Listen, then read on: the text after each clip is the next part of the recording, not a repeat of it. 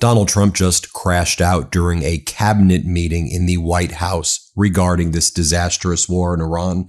Donald Trump began by saying, "We don't even need the Strait of Hormuz." Watch what he said. Here, play this clip. And you know, they're affected. The amazing thing is we don't need the Hormuz Strait. We don't need it. We don't need it at all. We have so much oil. Our country is not affected by this. We have twice the amount of oil as Saudi Arabia or Russia, and soon it'll be 3 times the amount. Chris, do you want to speak to that? Then Donald Trump said that the reason he's now asking for NATO's help is that it was a test and they failed the test, and he will never forget. He will remember the fact that he thinks he's been screwed over by NATO because he and Netanyahu invaded Iran without telling NATO he was going to do it. Play this clip. And nobody's a match for the United States, but they're not a match for the United States. It's small potatoes. That's why I'm so disappointed in NATO, because this was a test for NATO. This was a test. You can help us. You don't have to, but if you don't have, if you don't do that, we're going to remember. Just remember this in a number of months from now. Remember my statements. They have an expression, a great expression: never forget. You can never forget. But for Donald Trump, he says this is just a nice little detour, and it won't be long. Watch how deranged this is. Here, play this clip. Has been put into our country in the last year. And again, we had to take a little detour. Won't be long. Going to end soon. We had to take a little detour, go to Iran, and we had to put out a fire. Next, a reporter asked Donald Trump, "So are you going to take control of Iran's oil?" And Donald Trump, before answering that question, says, "We're beating the shit out of them. We're beating the shit out of Iran." Again, this is how the United States president is communicating. It is so horrific. And all it is doing, it is emboldening the regime in Iran to try to galvanize support there against the United States. Here, play this clip.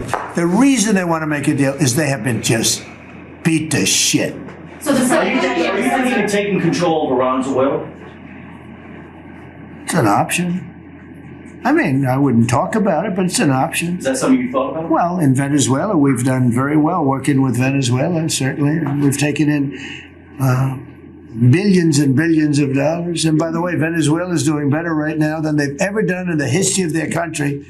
Next, Donald Trump says that if he were to do certain things and tell the press what his plans were, that his cabinet might invoke the 25th Amendment. Let's play it. Embarrassed. I don't want to embarrass you because I think I think she's a friendly reporter, so I'm sorry. But, I can't say what we're going to do, because if I did, I wouldn't be sitting here for long. They'd probably, what is it called, the 25th Amendment? They'd institute the 25th Amendment, which they didn't do with Biden, which is shocking. Then Donald Trump, after talking about the 25th Amendment, says, "I don't want any people with mental disabilities to be the president." Okay, Donald, here, play this clip. I said, I have no problem with it, but I don't want a person with mental disability to be my president. I mean, you don't want to have a person with mental disability being your president. Then Donald Trump said that he's been reading that he's desperate to make a deal. He goes, "I'm not desperate. I'm not desperate." Let's play this clip. And it would be nice if, like the fake news New York Times, which writes so fake, and the Wall Street Journal is terrible, terrible.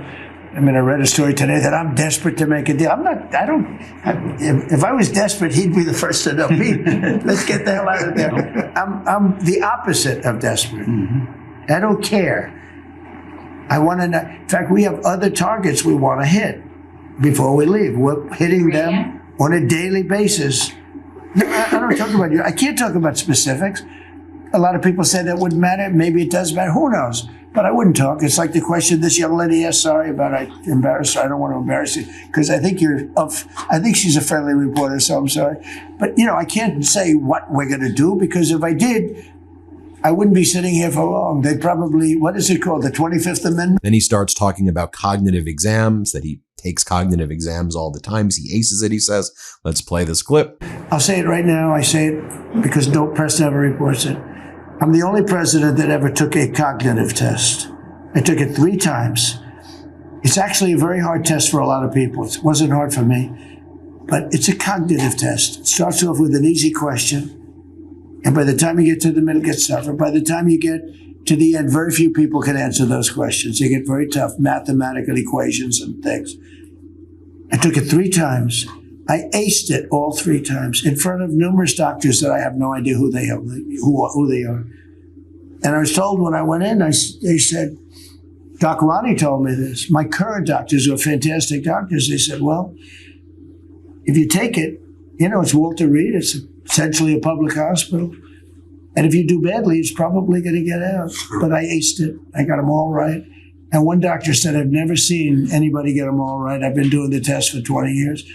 I want people, I would love to see anybody that's a president or a vice president or anybody that has any chance of being a president. I would like to see them take a cognitive test. And then he talks about he doesn't want stupid people to be in office. And again, do you know how weak this makes our nation look and how weak we are under this ridiculousness? Let's play this clip. I believe, and by the way, Gavin Newsom, who is one of the candidates, I believe he took himself out of the running when he says he suffers from mental disability. And a reporter said it was terrible that I talked that way about somebody with mental disability. I said, I have no problem with it, but I don't want a person with mental disability to be my president. I mean, then Donald Trump attacks Germany and says that I think that Germany made very inappropriate statements about the U.S. Let's play it. I think that's calming down a little bit, and I think we have a chance of getting it done. But it doesn't affect us thousands of miles away. That's why when I heard the head of Germany say, this is not our war about Iran, I said, well, Ukraine's not our war. We helped, but Ukraine's not our war. I thought it was a very inappropriate statement to make, but he made it. You can't erase it. But he felt that way. I said, well, Ukraine's not our war.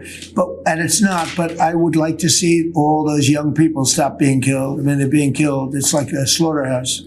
What's happening there is horrible. Then Trump says, can I reveal the gift that Iran gave us? The present that I've been talking about?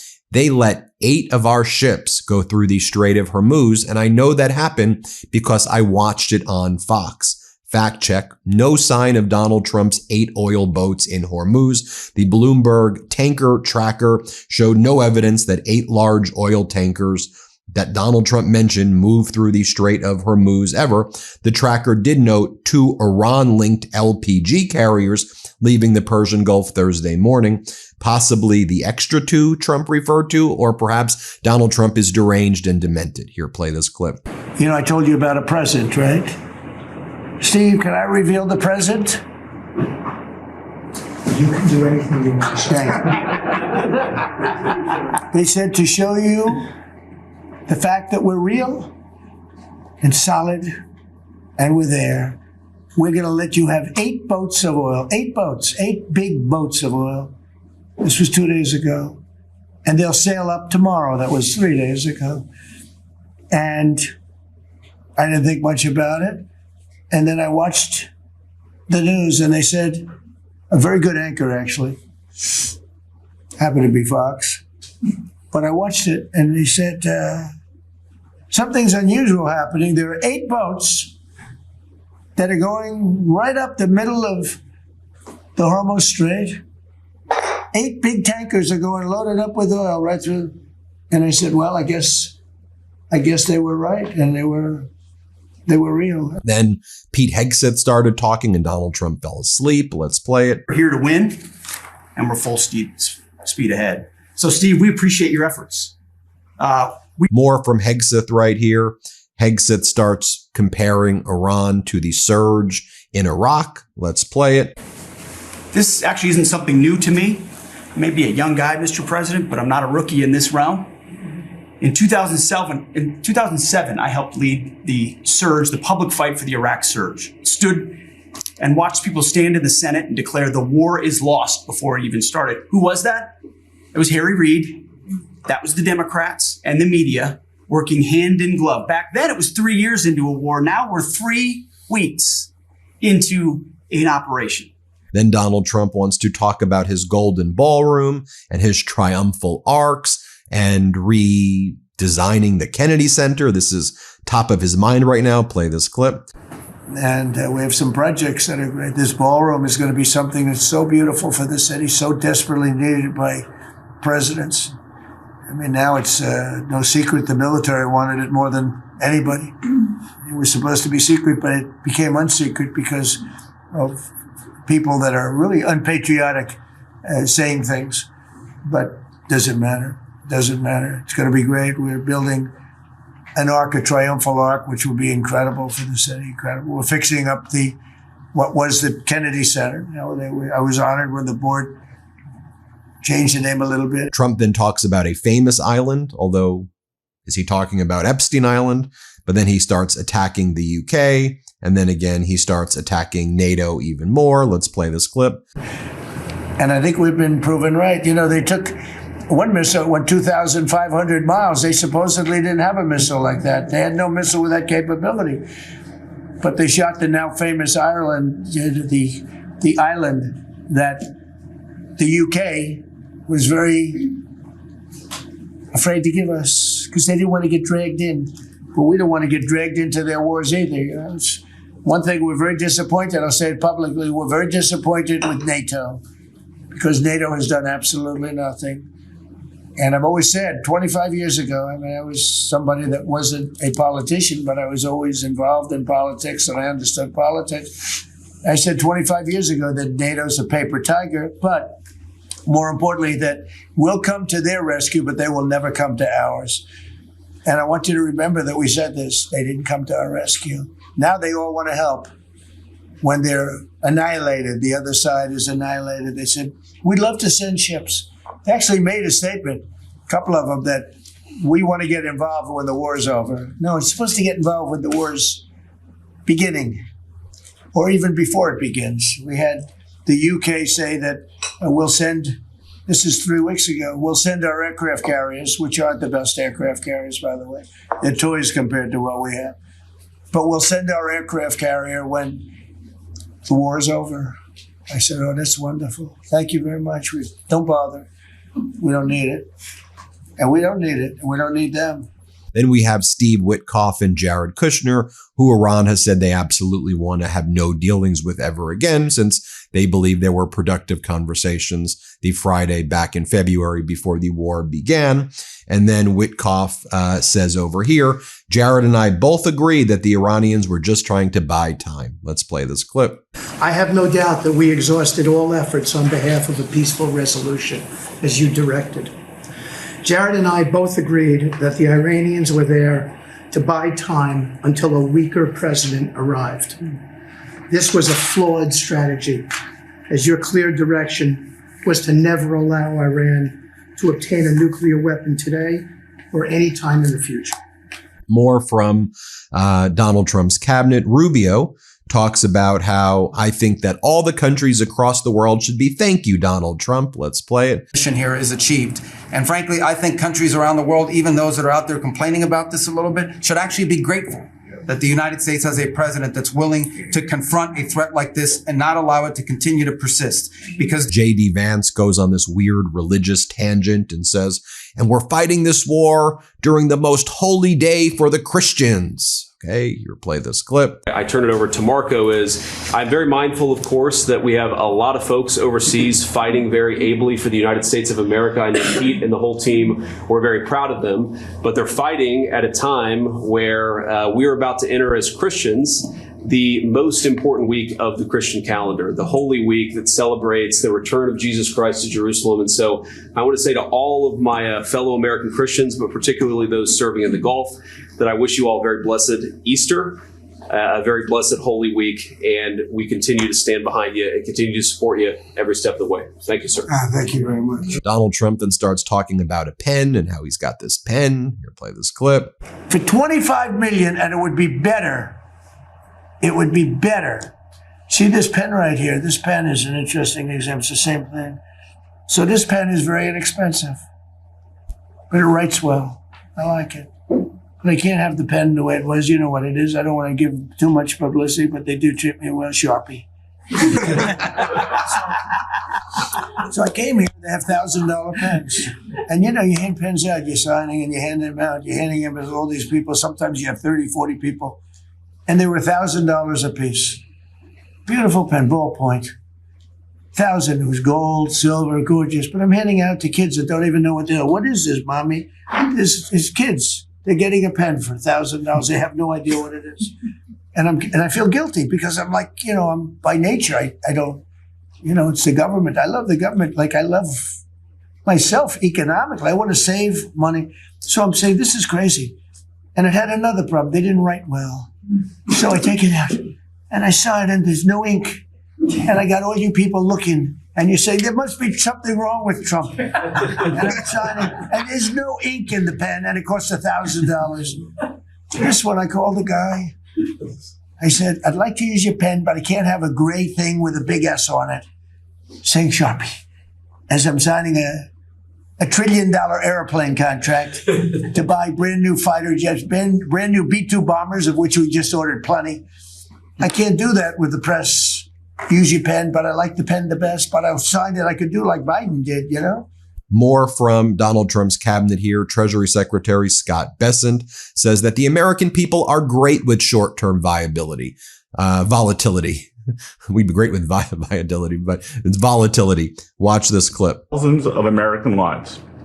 Many people, especially the Democrats, underestimate the will of the American people for short-term volatility for 50 years of safety that we are going to have on the other side of this. And I believe energy prices will be lower, inflation will be lower before we had the appearance of security, which is not real security.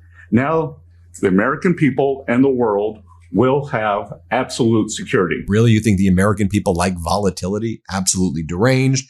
Then a reporter asks Donald Trump, so there has been a report that essentially the U.S. is looking to divert some munitions meant for Ukraine to the Middle East. So we're taking our weapons away from Ukraine as we did in Asia and moving it to the Middle East. Donald Trump basically admits that's what we're doing. Play this clip. Please. Thank you, Mr. President. There's been a report that potentially the U.S. is looking at diverting some munitions, air defenses that were meant for Ukraine to the Middle East. Is there any accuracy to that? Is that something you're considering? Well, I'd have to ask you, but we do that all the time. We have tremendous amounts of ammunition. We have them in other countries, like in Germany and all over Europe. We have, we're packed. And we take from one and we use for another. We help Ukraine, which Biden started, and he gave $350 billion away. Too much, way too much. And we sell it now to NATO. We sell it to NATO, and they probably give it to Ukraine. Mostly, I think they give it to Ukraine. But should Iran be able to charge countries now to use the Strait of Hormuz, Donald? Because before they weren't doing it, now they have a stronger control on the Strait of Hormuz. And Trump's like, they shouldn't be able to, but they're doing it a bit. But their capabilities are less than 2 weeks ago. How are their capabilities less if they're doing it right now? Play this clip. Let's see what kind of job. Mr. President, yesterday you said that you hate mail-in ballots. Excuse me? Should Iran be able to charge a toll for the Strait of Hormuz? They're charging some vessels to go through. Oh, yeah. Well, should they be able to? They shouldn't be able to. But they're doing it a little bit. I don't know. Look, their capability is a lot less than it was 2 weeks ago. And with every week and every day, frankly, it gets less and less. All I can tell you is they're begging to make a deal. So let's see what happens. We may make a deal. And more from Treasury Secretary Scott Bessent. Let's play it. Economic strength is fighting off this evil regime. The Iranians believe they are fighting a two-front war. It is the military war that our great warriors are prosecuting. But on the other side, they are trying to take control of the global economy through a choke point that we believe does not exist and that we will overcome. The historic operation at Epic Fury seized a generational opportunity to demolish a regime that has coordinated over 4 decades of global terror. And there you have it, folks. Let me know what you think. Utterly deranged. Hit subscribe. Let's get to 7 million subscribers. Thanks for watching. Want to stay plugged in? Become a subscriber to our Substack at MeidasPlus.com. You'll get daily recaps from Ron Filipkowski, ad-free episodes of our podcast, and more exclusive content only available at MeidasPlus.com.